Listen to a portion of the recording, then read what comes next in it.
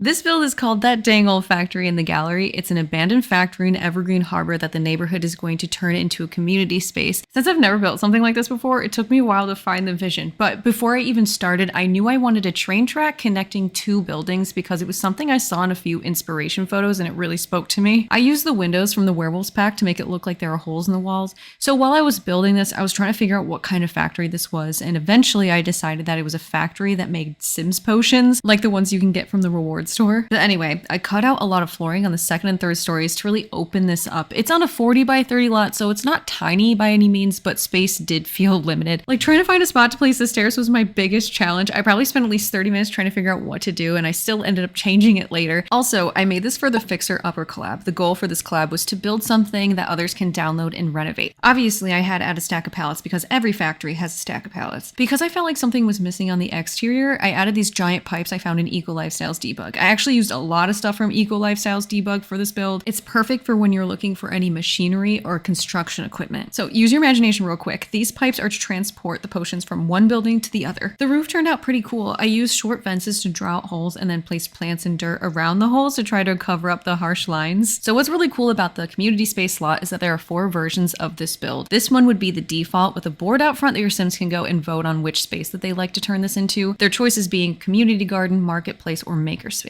I left those spaces up to whoever downloads this and wants a little challenge. So while you're in build by, you can toggle in between the different versions, and from there you can make any edits you like. First, you have to clean up a bit, so I suggest using the sledgehammer to delete all the junk and dirt that's all around. I only used the get together pack for the graffiti. If I could, I would have had the whole thing covered in graffiti, but there wasn't enough variety to make that happen. I finished this build off with a little hangout spot out back. This build is called That Dang Old Factory in the Gallery. You can download it today. My ID is Koki Creative.